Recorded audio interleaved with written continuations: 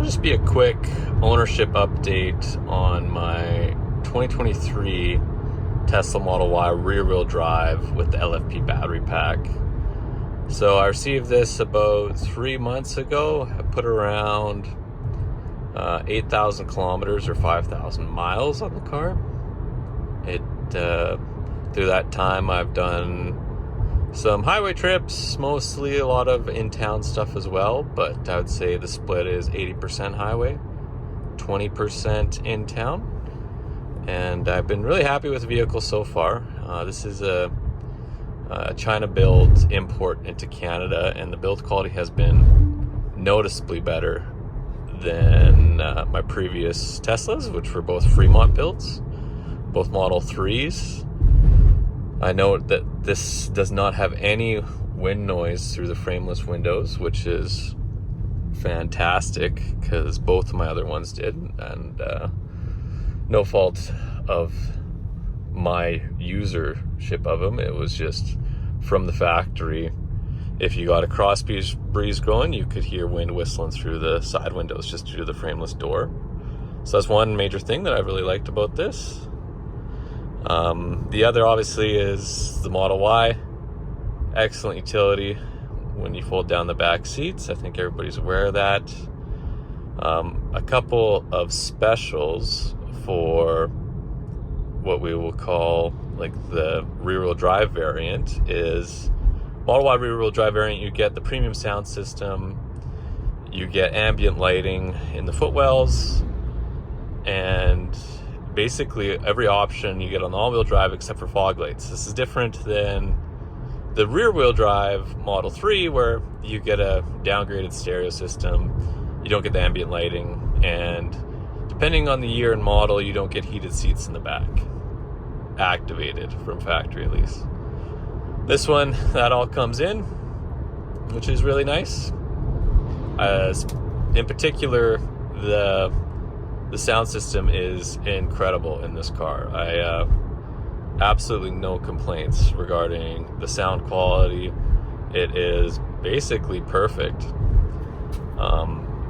The LFP battery pack, for those of you unfamiliar, it is a different battery chemistry. It lets you charge up to 100% more often than not, versus the other Teslas where the daily recommended is 80%. So this effectively, you have the 394 kilometers of range every day if you need it, which is a definite plus. It's the same daily range as the long range. When you factor in, you're only supposed to charge that to 80% every day. So you basically lose that extra 100 kilometers unless you're doing a large trip, then you do 100% top charge. So same daily range, effectively the same car without a front motor and a little bit of a battery size difference. And yeah, just super happy with it overall. Some niggles that have come up with it, which are true to all Teslas, is the cruise control is very orientated. The autopilot is orientated to heavy traffic, like freeway driving and probably major centers. Like on a highway such as this, where it's undivided and low traffic volume, I would say every half hour it does phantom braking. So if for some reason the system determines that it needs to brake when there's no reason for it to brake. So it's pretty unsettling on long highway trips on roads like this. Basically, you have to hover over the gas pedal to disengage it as soon as it happens, or else it will just, with how good these brakes are, it will just dominate and basically slam on the brakes, which if you have passengers in the car, it's super unsettling. It's just one of these limitations of this vision-based system right now for cruise control.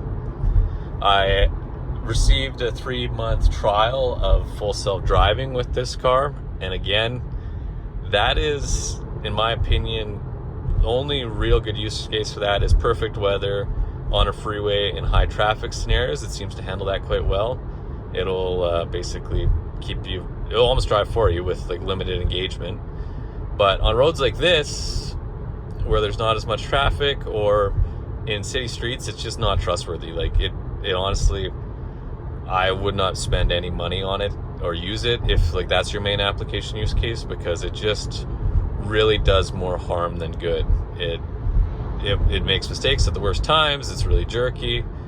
Everybody says it's getting better. I don't know if at some point it will be full self-drive and you can actually let it do its thing. My opinion of that is you're in the driver's seat anyways. You have to take over for it.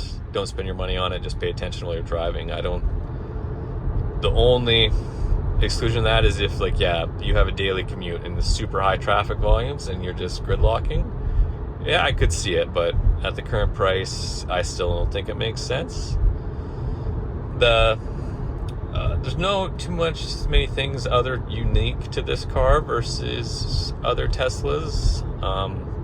I know that this model is just being brought forward into the United States.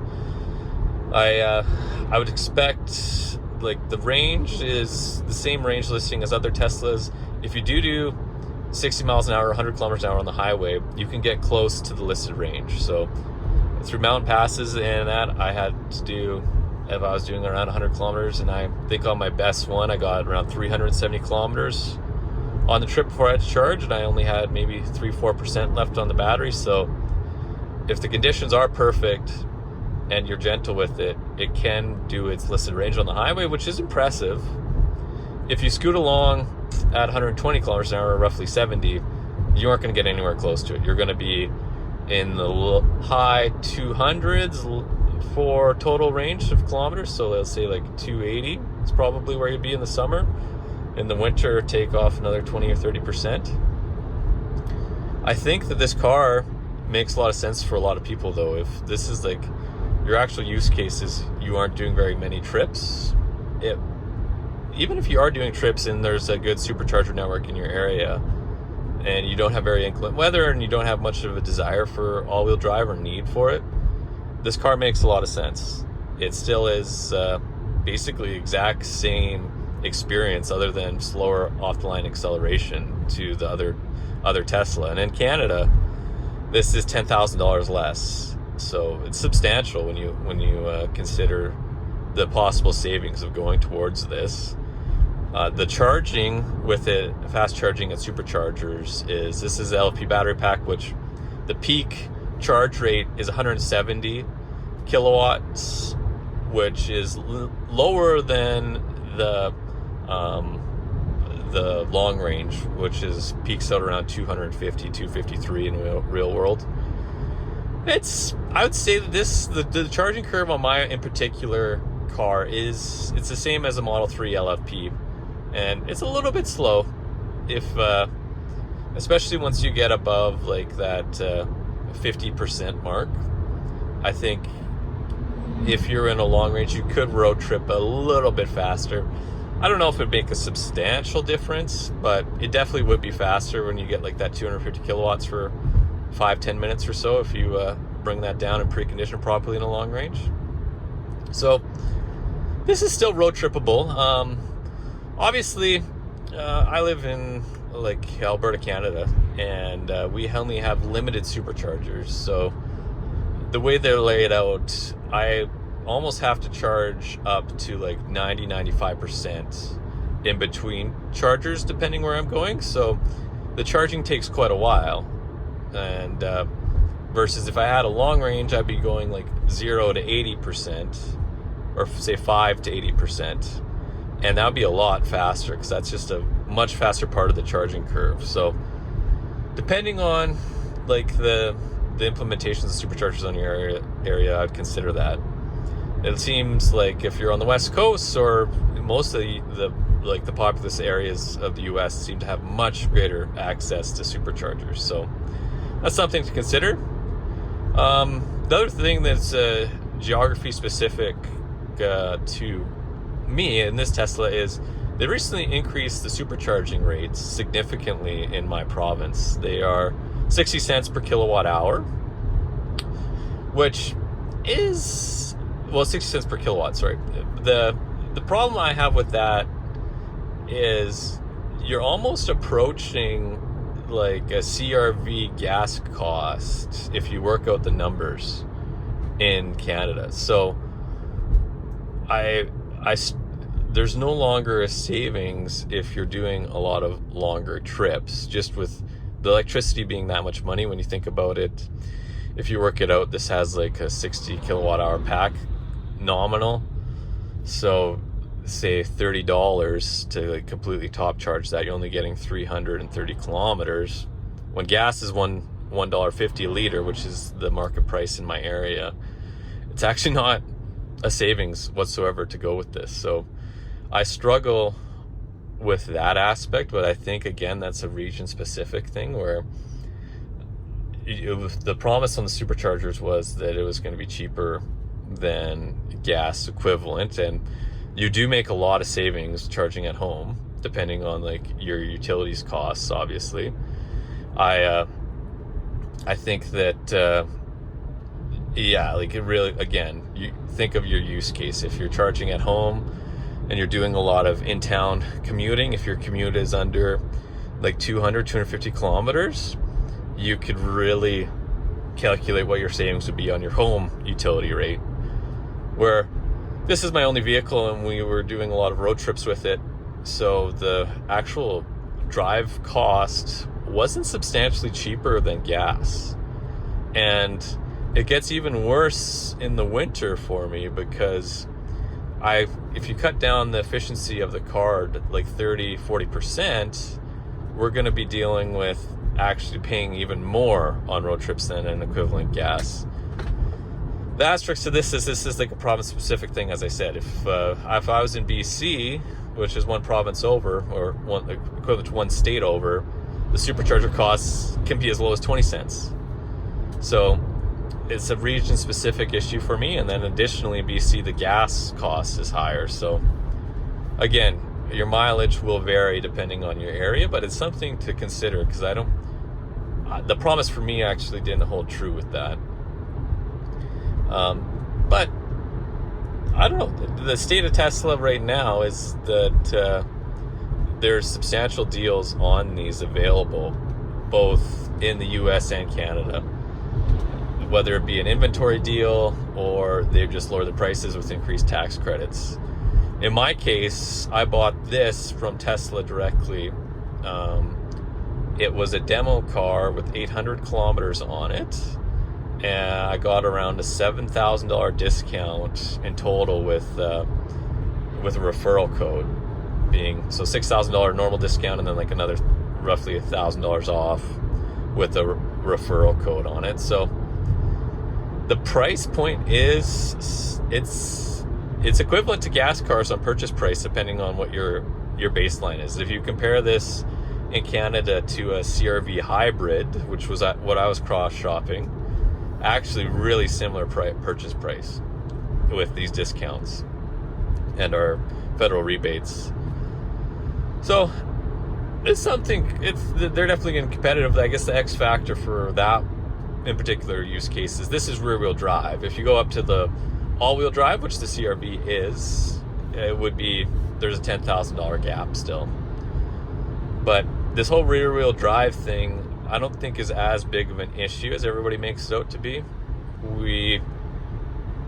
If you have high quality snow and ice radials and a dedicated winter set, you're fine. I had a Model 3 rear wheel drive with like Michelin X-Ice tires, and it's great. Like that's going to stop just as quick as an all-wheel drive with the same tires. It's just the problem is you have some acceleration and some handling, minor differences, but I think overall the safety gap isn't that large. Other than that, I think that's really the summary of this LFP rear-wheel drive mixed within just some other Tesla fun facts. I think that I would have no concerns about buying one of these. If you're reviewing this video, the nice thing about getting the LFP pack versus the used long range, some things to look out for is this has the Ryzen infotainment computer. So if you look up on Google on how to tell if you have the Intel or the Ryzen, but the Ryzen makes this head unit specifically much faster.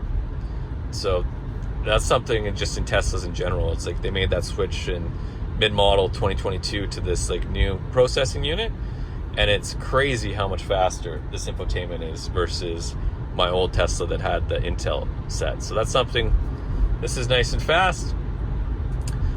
Not too any other mid-model changes to look out for on the Model Y. I think all of them came with heat pumps, which is different than the Model 3. You have to pay attention if you're getting a heat pump or not, especially in Canada.